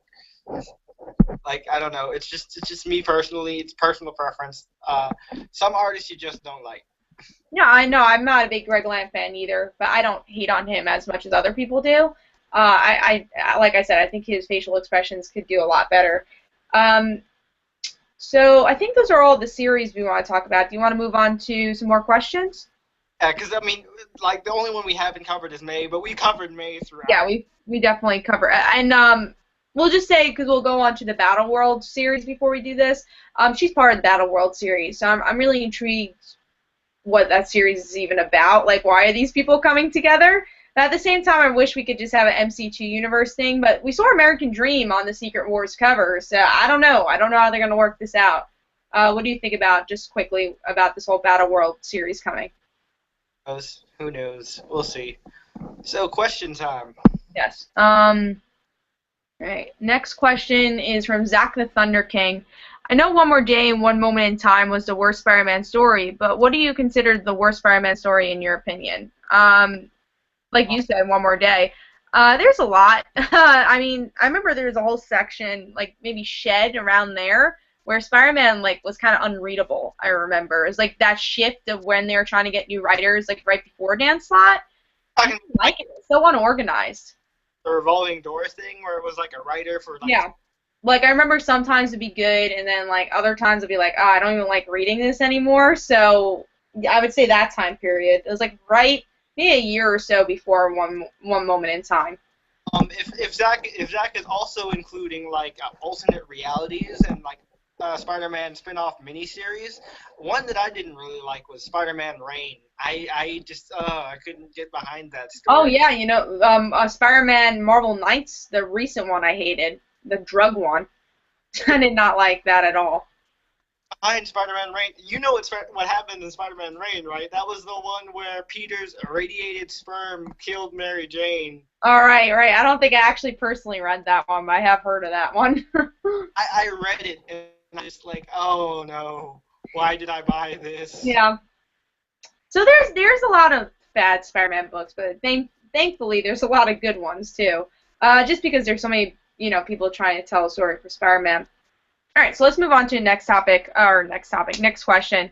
Zach the Thunder King asks favorite Spider-Man game. For me, I really liked Spider-Man 2 from way back on the GameCube. I loved like going around town taking pictures as Peter. That was my favorite. That was fun, but I'm gonna have to go with a different one, a more modern one, and I'm pretty sure a lot of the Spider-Man fans that are gamers have played this one as well. Not Edge of Time, Shattered Dimensions. I played some of that one. I didn't end up finishing it, but that was a fun one. That was like Spider-Verse before Spider-Verse even happened, and Madam Web was directly involved in that. You see what you were missing? When you use Madam Web, what happens? They were missing. Like I was like that would have made Spider-Verse make a whole lot more sense, but it's whatever. And a lot of the classic voices came back for that one too, which is awesome. Loved that. I got to hear 90s Spider-Man again. Oh man, the nostalgia. The nostalgia was real. That was a very cool game. All right, moving on to the next thing. Chaos United. We'll actually save this question, but I'm just going to say we're going to save this question for when we talk about the MCU movie. What MCU characters do you want to see in the next Spider-Man movie? We'll talk about that when we get there. I think topic, right? Yeah, that's the next thing we're going to talk about. So once we get to that, we'll definitely answer that. Actually, you want to do that, and we'll answer the last couple of questions after we talk about the MCU? Okay, so I'm sure this is what you guys really came here for. What do we think of Spider-Man in the MCU? Literally, when that happened, like that night, me and Kat were going back and forth on Twitter like crazy. Just like, oh my gosh, what's going on? Can you believe this is really happening? Kat made a video. I decided to save it for this. But since you made a video, I'll let you go ahead and quickly kind of go over what you thought like initially when this happened, and just kind of plug your video on Frontline also. Yeah, I made 2 videos. When it was initially announced, I made a video just saying, oh my god, this is happening, and that's pretty much it. And then the second video I made, which was this Sunday, was the casting I would really like to see, and the characters I would like to see in the new Spider-Man movie. And we've heard that this is going to be Peter in high school, which I'm totally okay with because I don't think they've done that right yet. And I would like to see characters maybe like Liz Allen. I would actually love to see Liz Allen. Flash, because I would like to see him as Venom. Mary Jane, of course. I would like them to kill off Gwen Stacy, right? So Gwen, Aunt May, not Uncle Ben. Don't tell the origin story. Just skip the origin story. I agree with what your friend Mimi said. I actually quoted that too. Like if they do the origin again, I will shoot Uncle Ben myself. Yes, I totally agree with that. It's just like, I'm done with it. I'm done. Just stop. We know. But Um, yeah, those are some of the characters I was thinking I would like to see. And we'll talk. Check out my video if you want to learn which castings I picked for that. But who would you like to see, Jeremy, in the film? Definitely, I was super excited. Like I squealed like a little fangirl. I was just ecstatic. I was like, should I make a video? I'm like, wait, I already scheduled Spider Chat, so I could just talk about it here. And I just a million ideas started racing through my head. Like, what's gonna happen to Andrew? He's gonna be gone. Unfortunately, he was a great Spider-Man, but not my favorite Peter Parker. So I feel like me and Kat have mentioned this multiple times, but if they had somehow had the ability to merge Tobey Maguire's Peter Parker with Andrew Garfield's Spider-Man, that would have made like the perfect Spider-Man. It would have. It truly would have. And I mean, I think Andrew Garfield also just didn't have the chance to really shine because the scripts weren't really that great. And a lot of people are upset. It's like, oh, well, you're stabbing Andrew Garfield in the back. I'm like, that's Hollywood. I think he knows that by now, and that's the biz. I think he's just grateful. I mean, he's just such a humble guy, and I honestly think he's grateful that he just got to play this iconic role for however short of amount of time he got, you know? Mhm. Yeah, and Hollywood's a place where not always your movie's gonna come onto the big screen. So I think he understands. Like, if he's lucky enough to get 2 movies out of it, then the plan of 3. 2 movies and a girlfriend. That's more than any Exactly. Jay said that, I think, on Frontline Live. It's like, I don't think he cares. He has Emma Stone. life. There's no topping getting like you got to play Spider-Man and you got Gwen Stacy in real life. Like that's perfect. Like you can I you don't think Andrew Garfield's upset with the choices he made in life. But yeah, who else do you think we'll see character-wise in this new movie? I guess this could kind of go into my casting. Personally, for me, I mean, both of us are fans of the high school setting, but honestly, what I would like to see is something that we've never really gotten to see on the big screen is Peter as a freshman in college. Maybe like like kind of. What I would like to do is like kind of pull an Incredible Hulk in a way, like where like the very beginning of the movie, like in the credits, tells the origin, kind of shows flashes of what he was like in high school, and then you either start at the graduation ceremony or you start with him getting ready for college at ESU, and then you show him in college, and this is where he meets, Mary. This is where Gwen is already dead. I would Gwen to already be dead, and then See, I want them to kill off Gwen on screen because I just don't think they've done it right yet. So anybody could really kind of top Emma Stone's performance as Gwen Stacy. Because I mean, granted, yeah, it wasn't very well written, and the death was like, as much as I liked the death, it was kind of just thrown in there to throw in there. But I honestly don't think that fans would accept any other Gwen Stacy. So I think they could just. You could say the same thing about Spider-Man, though, and people are going to have to accept there's a new Spider-Man, so they would have to accept to be a new Gwen, which I think it should be Ashley Benson from Pretty Little Liars. I agree. I agree with you there. I think Hannah would kill it. Yeah, he would be a perfect. And then someone said this about Spider-Gwen, and I'm actually like, I'd be okay with that. We get a Spider-Gwen out of this. I would love it. But Ashley Benson as Spider-Gwen, too, but just as Gwen. But Taylor Swift as Spider-Gwen? Like, I'm cool with that.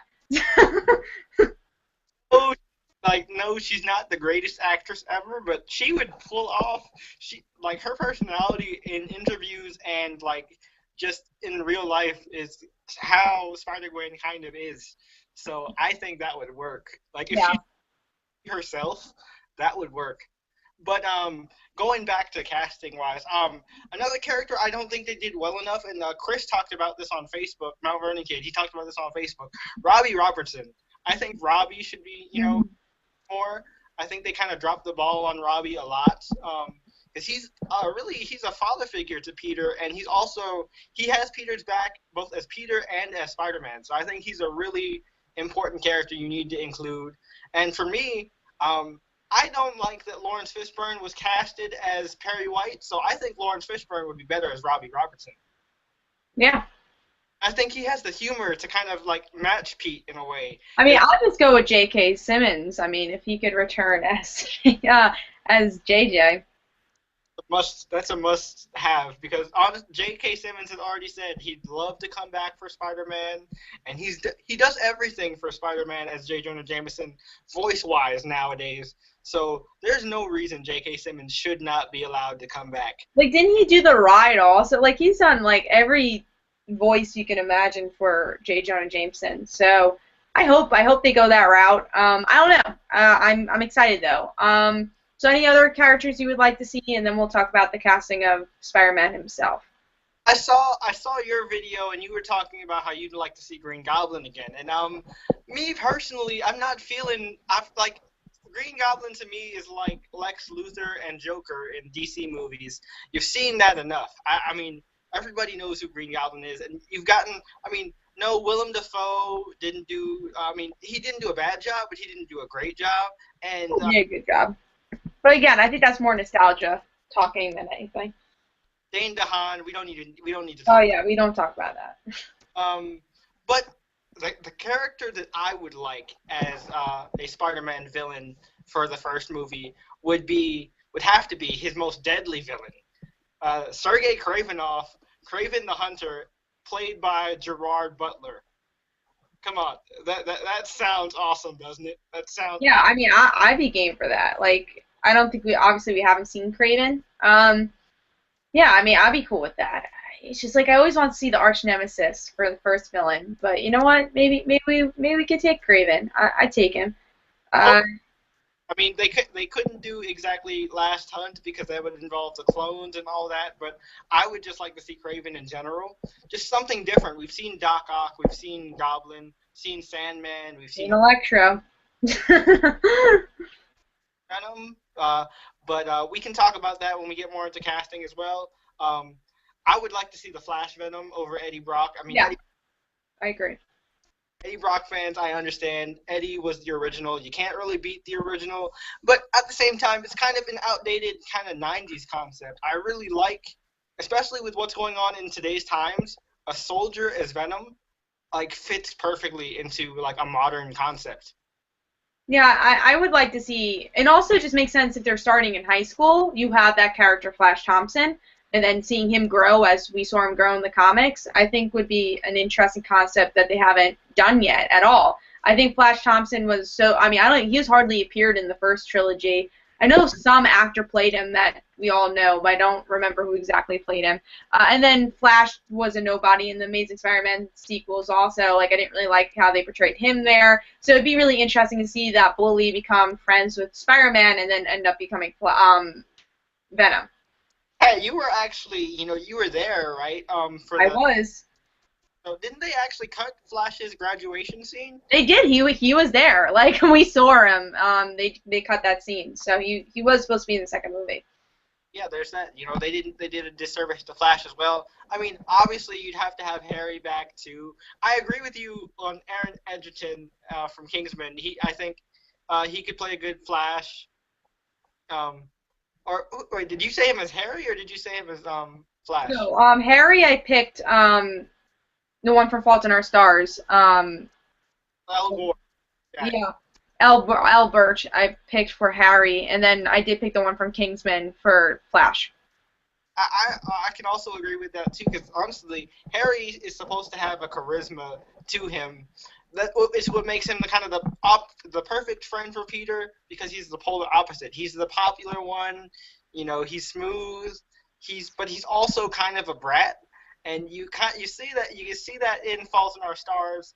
And I think that he could, play really well with that. And I would like a relationship with Liz if Liz is in this movie.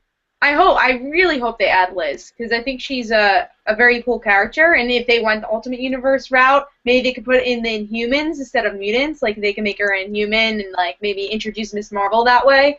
I'd be cool with that. Like, Liz Allen is an Inhuman. I don't know if they go that route, but why not? um, I don't So, think. Oh, there you go. 'Cause I wasn't hearing your sound. yeah, that's pretty much who I would want. I mean, like I said, Robbie Robertson, Lawrence Fishburne. I think he'd be really funny, and he'd be able to match Spider-Man's humor. And we'll both talk about Mary Jane and Peter because we mentioned that in the two previous Spider Chats we talked about that casting already, but we'll talk about it again because we don't get tired of talking about it. You don't. You definitely don't. So talk about Mary Jane. I think Mary Jane. We still haven't really seen a great Mary Jane on screen. Like I don't think Kristen Dunst really showed who Mary Jane was. Like she was okay, but it wasn't great. And then obviously Shailene Woodley was supposed to be. And that's what I was thinking to play Liz actually, Shailene Woodley. I would actually like to see her as Liz more than Mary Jane. I don't think she'd be perfect. Who knows if she would go into a Spider-Man franchise after being cut. Um, yeah, going back to it, I would really like to see Mary Jane done right, and I think Holland Roden could do that, who's from Teen Wolf. I totally agree. But you know who I would like to see as Liz? You casted Hannah for a possible Gwen. But I would actually this may be a little out there, but I think I would like to see a Lucy Hale. Who? I would like to from sorry, my texts are going off and like you probably can't hear. But I would like to see Lucy Hale, Arya from Pretty Little Liars, and I think it'd work really well. Yeah, that'd be interesting. I mean, Lucy Hale being in a movie in general, I think we need to see more of Lucy Hale. That'd be cool. I would like to see that. Yeah, I totally agree with Holland Roden. As soon as I saw her on Teen Wolf, I'm like, this chick is Mary Jane, but Yes. that's pretty much what she is. And I'm like, dude, she would work perfectly, especially with who we both have kind of slated as Spider-Man. And actually, funny thing, I looked it up, and Sony actually has a short list of people they're considering, and he's up there along with Logan Lerman and one other person who I can't remember. I mean, I hope it's Dylan O'Brien. I just think he'd be the perfect Spider-Man. We know he likes the character. He has the look. He has the acting chops. Let's Dylan O'Brien for Spider-Man. I mean, He even said it's his lifelong dream to play Spider-Man, / Peter Parker, and he has the look for it. He has the ability to play. If you've seen Styles, you know he could play Peter Parker because he has the humor, he has the wit, he has the intelligence. He has everything that's necessary to play Peter Parker. The awkwardness, and also he can be cool, which is what you need to do when you switch to Spider-Man, which is what Tobey Maguire didn't do. And what Andrew Garfield kind of did wrong, in my opinion, is that he stayed cool for both. mm-hmm. And Dylan O'Brien can make that switch. Yeah, I mean, he's just a phenomenal actor. If you've seen Teen Wolf, and if you've seen his other projects, he's just really great. And I think he's someone I just really picture as Spider-Man. It's not just the look; it really is the acting chops. I think he has too. And also that he could like kind of grow up quick. Like he has that like baby face where he could play a high schooler, but also like he could play a college student too. So they could do that jump if they have a second movie or whatever they're planning. And I know some people who, haven't seen Teen Wolf and may have only seen The Maze Runner think, the Maze Runner is okay, just okay. But you got to remember, this is the dude's first major lead role. He's not going to do, not many people can take their first role and make it their big break, So cut him some slack, just a little bit. So maybe he'll have learned from The Maze Runner to actually be able to pull off a major lead like this, especially since he's passionate about the character. I think it's way more of a possibility that he'll do better as Spider-Man than he did as whatever the main character for The Maze Runner is. Yeah, I agree. So I think that's what. Is there any other things you want to talk about with that? But I think we talked about everything. That's pretty much the MCU thing. Oh, we can answer that question about which characters we'd like to see team up with Spider-Man in the MCU. I mean, the Avengers. I mean, I'm excited for that. That's what I'm gonna say because that's what's gonna happen. I meant to actually talk about this now. It just came back to my head. So here's my kind of theory about the Marvel Netflix series and how it's kind of a backdoor type of thing in a way. So what I mean by backdoor, right? All these Marvel Netflix series are street level, correct? Yeah. What and remember Civil War is a movie that has to do with a huge cast of characters, right? And you don't want to waste all your time making all these separate movies for all of these characters. So what if one of the reasons they made these Marvel Netflix series is so that they can just, bring on, hey, Luke Cage, you have a secret identity. You need to register or not register. Hey, Jessica Jones, Jewel, you need to register or not register. Danny, register or not register. Pete, register, not that kind of thing. They have a larger cast that actually have secret identities because, the Avengers have no secret identities. So there's no real reason for them to choose to register or not register. I mean, other than Captain America's personal ideals. That's true, though. I didn't really think about that because, I mean, obviously secret identities play such a big role in Civil War, and that's probably why they wanted Peter so badly. But yeah, maybe the Netflix shows really are intertwining. Me and Jay were thinking Agents of S.H.I.E.L.D., but I think a Netflix show would make a bit more sense. Yeah, because I mean, it's also a way to have, they can do the darker tones there, and they can also bring them into the, Marvel MCU, but not necessarily have to water them down because, you've seen that they are dark characters already, so you don't have to, bring them into this family-friendly environment and already expect, oh, they're going to have to, dumb them down a bit. You know what I'm saying? So, Yeah. perfect, transition platform for that. And I think those characters would be the first ones that I would expect Spider-Man to team up with in maybe like a season 2 or season 3, somewhere down the line in either of these, especially Matt, Luke, and Danny, because those three are like Peter's And best. even Jessica, because Jessica went to school with Peter, and she had a crush on Peter. So true. I mean, we joked about that before on, I think it was a Media Madness episode where we were like, oh, I don't think we're gonna get a Peter Parker cameo on Jessica Jones, but maybe maybe we will. And And maybe that the high school story, like, I mean, the thing is that it wouldn't make quite sense because she's now an adult who's probably going to have a kid with Luke. So she can't go to high school, but maybe, like, Misha's a teacher. I don't know. They have to make the connection somewhere. Next door neighbor. maybe sat for him or something. Yeah, something like that. We'll have to see. They're going to try and make the connection because I love the connection they made in the comics. So any other thoughts? I mean, we're cutting it now to almost 1, so we'll try to cut it soon. So we pretty much covered the MCU stuff. We can just go straight up to questions and go for, maybe another 20, maybe 30 minutes max, to answering questions. And then we'll wrap it up and, plug stuff for our channels and what's coming up. Yes. All right. So let's go through the questions we have. All right. Jason Cruz says, "Do you think we will ever see Norman Osborn and Carly again?" And this is the comic book. Norman, definitely. I mean, he's such a big, powerful character. And Carly, I'm sure we'll see again. I just don't know exactly when. I think she's kind of been written off for a little while. Maybe after the Secret Wars stuff. Yeah, I would actually. Carly's one that I have a big question about because, like, they still haven't really resolved the Malice storyline because I think her sister's still a goblin, right? Or I think so, honestly. I mean, depends on what happened with Hobgoblin. I honestly don't remember what happened in the end of that series. I think she's still a goblin.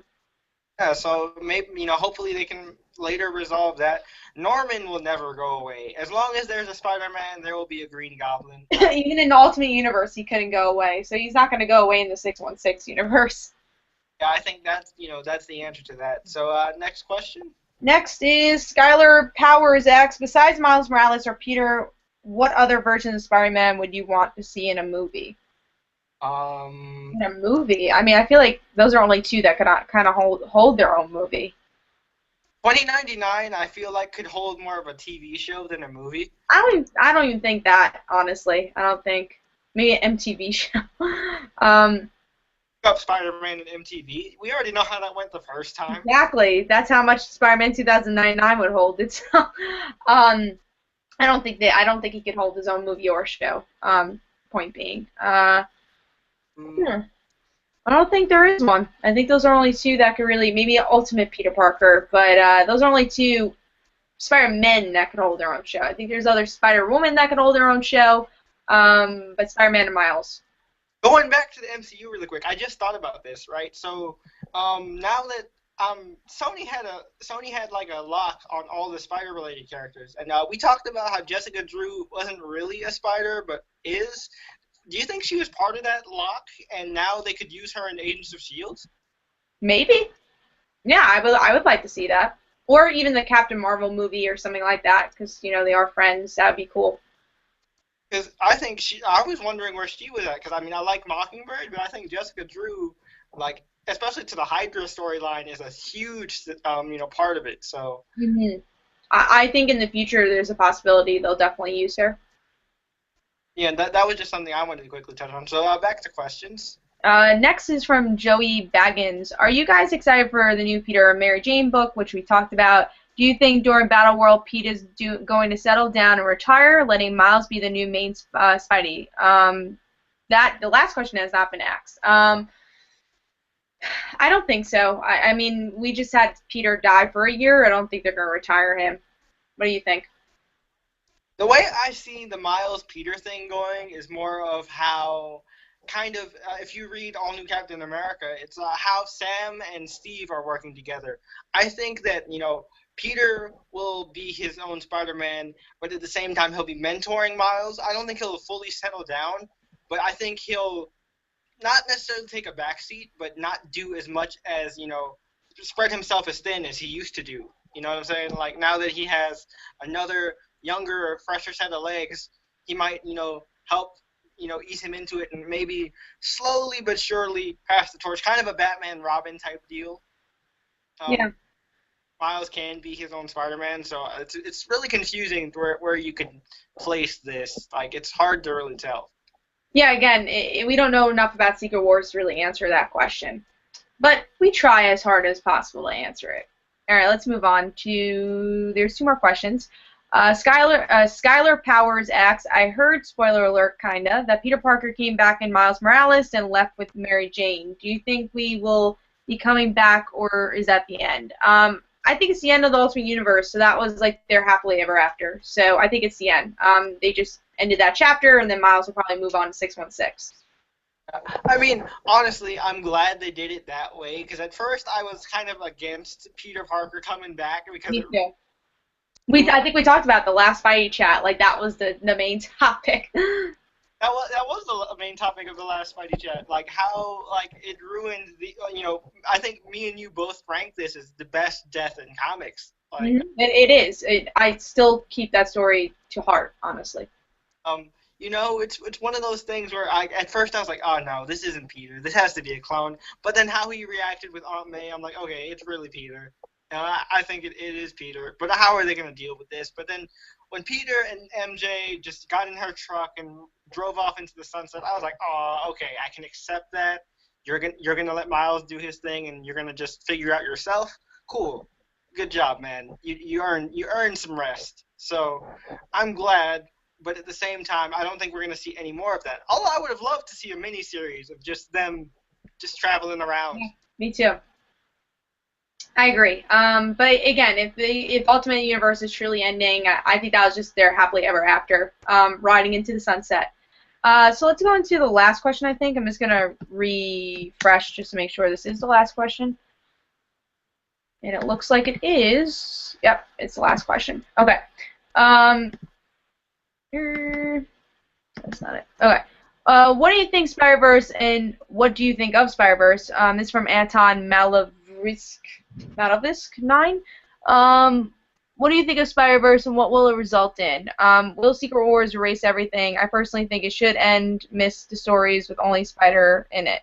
Best Spider-Man game, according to me, is Webs of Shadows. We kind of talked about this already, but what do you think, Jeremy? Well, I think, Spider-Verse was an epic, great fan service event, but there were tons of, smaller problems. It could have been it was the perfect idea, but imperfect execution is like put it. Like we've been saying repeatedly, we don't know anything about Secret Wars at all, so we can't really say what they're gonna do, but I doubt they're gonna erase the spiders that they have in Battle World. Because Yeah, especially since they have series and also Spider-Gwen coming out, so like they're all still all these series are out already. Silk, Spider-Woman, they're not gonna erase Spider people. If the people that died in Spider-Verse are the ones that are erased. yeah, so that's pretty much the answer to that. So I guess this wraps up this kind of weird, misplaced Spidey chat. Again, I apologize, but I'm using my phone, so my hands are really shaky, so that's why I've been tilting back and forth and stuff like that. Again, apologies, but I'm not on a laptop, guys, so bear with me. Yes. It's not him like doing this the whole time, you know. It is the phone, so just like it's technical difficulties, like we said before. So that's all we can do. At least the chat happened. Had to cancel the Arrow one, which I was upset about. I know. Well, hopefully we'll plan on another day to do the Arrow one, because I would like to do that too. So Kind of the episode. We will. Maybe the finale or something like that. We'll do something.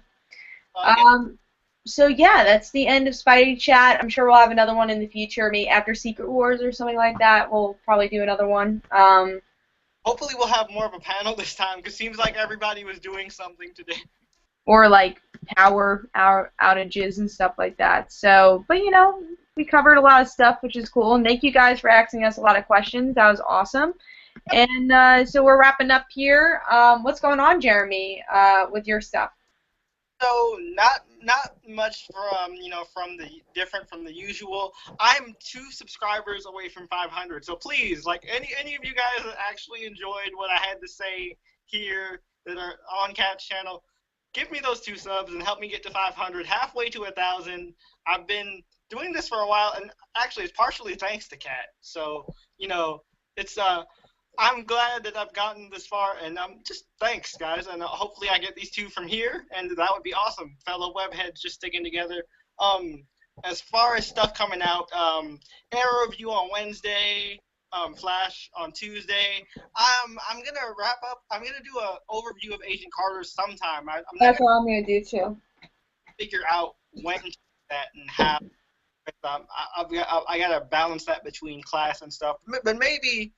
I think class is canceled tomorrow anyway, so I think I might do it tomorrow. Is tomorrow the last episode? I think there's 2 more left.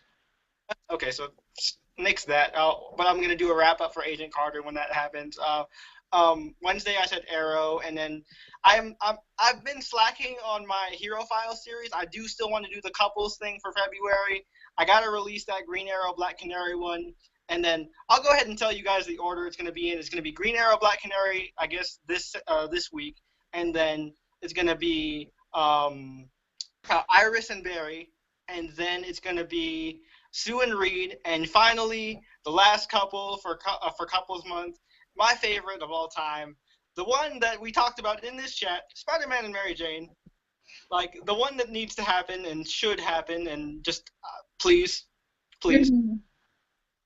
So, yeah, that's pretty much it for me. What about you, Kat? Normal stuff. Same thing for Agent Carter. When that is over, I'll probably do an overall review, just because Tuesday is really hard for me to do any reviews. Like Flash, I'm like literally becoming the Flash to put that review up because I have the live show right after that. But check out the live show Tuesday. Also, this Thursday for Media Madness, we have Mako Mermaids coming up. So if you enjoy that show, definitely go check out that Media Madness episode. That's going to be Thursday, 10 o'clock p.m. Eastern Time. And then Tuesday, 9 o'clock p.m. Eastern Time, 9:15 p.m. Eastern Time is Frontline Live tomorrow. So yeah, that's pretty much all for me. Regular comic book reviews. I'm hoping my camera will be back soon. Like, it's shipped across country, and they're still fixing it. So that's kind of annoying, but I'm hoping it'll be done, like, this week. And that's pretty much it for me. And we'll definitely do another one of these Spidey chats, probably on Jeremy's channel if Google Plus works with us whenever we do it. But we like talking about Spider-Man, especially when they have the big events out. During the summer, where like it'll be less likely to have weather problems and stuff. And hopefully less likely to have Google Plus problems. So that's pretty much it for us. Go subscribe Jeremy, help him with his 500 subscribers. And this is Comic Uno and Jeremy and we'll see you guys later. All right. That was